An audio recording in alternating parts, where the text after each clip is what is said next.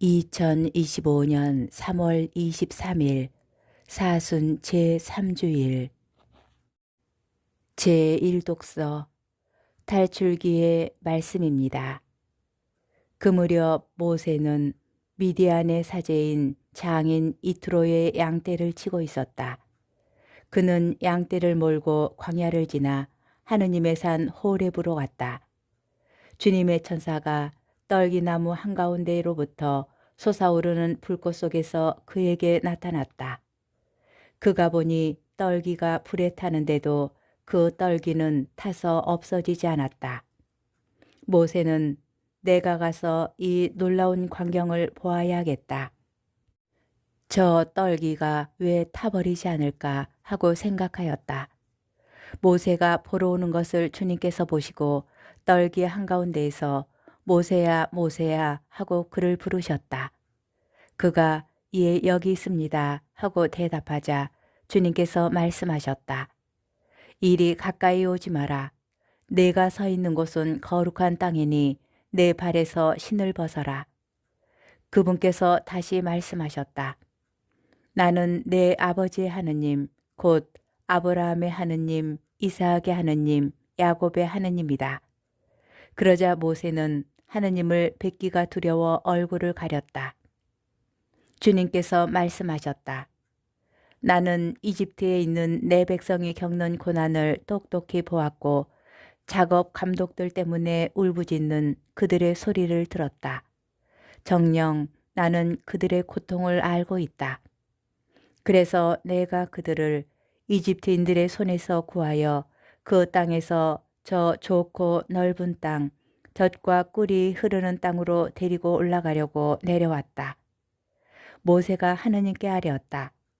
제가 이스라엘 자손들에게 가서 너희 조상들의 하느님께서 나를 너희에게 보내셨다 하고 말하면 그들이 저에게 그분 이름이 무엇이요 하고 물을 터인데 제가 그들에게 무엇이라고 대답해야 하겠습니까? 하느님께서 모세에게 나는 있는 나다 하고 대답하시고 이어서 말씀하셨다. 너는 이스라엘 자손들에게 있는 나께서 나를 너희에게 보내셨다 하여라. 하느님께서 다시 모세에게 말씀하셨다. 너는 이스라엘 자손들에게 너희 조상들의 하느님 곧 아브라함의 하느님, 이삭의 하느님, 야곱의 하느님이신 야훼께서 나를 너희에게 보내셨다 하여라. 이것이 영원히 불릴 나의 이름이며 이것이 대대로 기릴 나의 칭호이다. 주님의 말씀입니다. 제2독서 사도 바오로의 고린토 일서 말씀입니다. 형제 여러분, 나는 여러분이 이 사실도 알기를 바랍니다. 우리 조상들은 모두 구름 아래 있었으며 모두 바다를 건넜습니다. 모두 구름과 바다 속에서 세례를 받아 모세와 하나가 되었습니다. 모두 똑같은 영적 양식을 먹고 모두 똑같은 영적 음료를 마셨습니다. 그들은 자기들을 따라오는 영적 바위에서 솟는 물을 마셨는데 그 바위가 곧 그리스도이셨습니다. 그러나 하느님께서는 그들 대부분이 마음에 들지 않으셨습니다. 사실 그들은 광야에서 죽어 널브러졌습니다. 이 일들은 우리를 위한 본보기로 일어났습니다. 그들이 악을 탐냈던 것처럼 우리는 악을 탐내지 말라는 것입니다. 그들 가운데 어떤 자들이 투덜거린 것처럼 여러분은 투덜거리지 마십시오. 그들은 파괴자의 손에 죽었습니다. 이 일들은 본보기로 그들에게 일어난 것인데 세상 종말에 다다른 우리에게 경고가 되라고 기록되었습니다. 그러므로 서 있다고 생각하는 이는 넘어지지 않도록 조심하십시오. 주님의 말씀입니다. 복음, 루카복음 13장 1절에서 9절의 말씀입니다. 바로 그때에 어떤 사람들이 와서 빌라도가 갈릴레아 사람들을 죽여 그들이 바치려던 제물을 피로 물들게 한 일을 예수님께 알렸다. 그러자 예수님께서 그들에게 이르셨다. 너희는 갈릴레아 사람들이 그러한 변을 당하였다고 해서 다른 모든 갈릴레아 사람보다 더 큰 죄인이라고 생각하느냐? 아니다. 내가 너희에게 말한다. 너희도 회개하지 않으면 모두 그처럼 멸망할 것이다.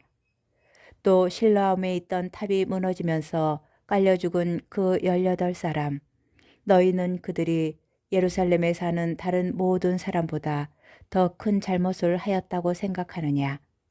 아니다. 내가 너희에게 말한다. 너희도 회개하지 않으면 모두 그렇게 멸망할 것이다. 예수님께서 이러한 비유를 말씀하셨다. 어떤 사람이 자기 포도밭에 무화과나무 한 그루를 심어 놓았다. 그리고 나중에 가서 그 나무에 열매가 달렸나 하고 찾아가 보았지만 하나도 찾지 못하였다. 그래서 포도 지배인에게 일렀다. 보게, 내가 3년째 와서 이 무화과 나무에 열매가 달렸나 하고 찾아보지만 하나도 찾지 못하네. 그러니 이것을 잘라버리게. 땅만 버릴 이유가 없지 않은가. 그러자 포도 재배인이 그에게 대답하였다. 주인님, 이 나무를 올해만 그냥 두시지요. 그동안에 제가 그 둘레를 파서 거름을 주겠습니다. 그러면 내년에는 열매를 맺겠지요. 그러지 않으면 잘라버리십시오. 주님의 말씀입니다. 오늘의 묵상. 오늘 복음에 나오는 사람들은 갈릴레아 사람들의 죽음을 예수님께 알리면서 자신들은 그런 죄인이 아니라고 생각하였습니다.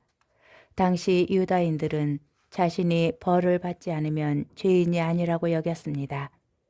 예수님께서는 그들이 이러한 논리로 자신들의 뇌를 뉘우칠 필요를 전혀 느끼지 못하고 있음을 보신 것 같습니다.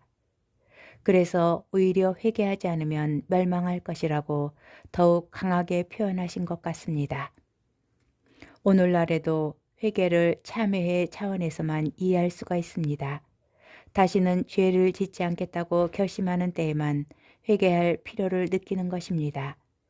회개를 이렇게 생각한다면 당연히 분명한 죄를 지을 때까지 회개할 필요성을 느끼지 못합니다. 그러나 우리는 본질적으로 죄인과 회개가 무엇을 뜻하는지 따져 보아야 합니다. 죄인의 개념은 인간이 아담의 죄로 말미암아 태어날 때부터 죄에 묶여 있음을 인정하는 데서 출발합니다.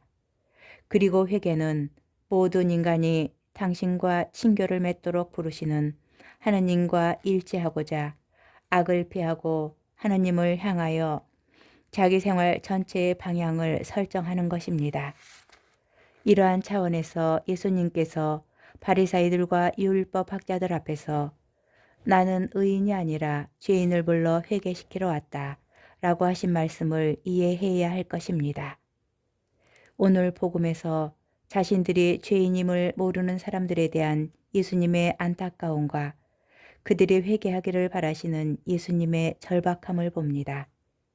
자신이 거름을 줄 테니 한 해만 더 기다려보자고 주인에게 부탁하는 포도 재배인의 마음이 바로 예수님의 마음입니다. 예수님께서는 우리가 하느님, 이 죄인을 불쌍히 여겨주십시오 라고 고백하기를 기다리십니다.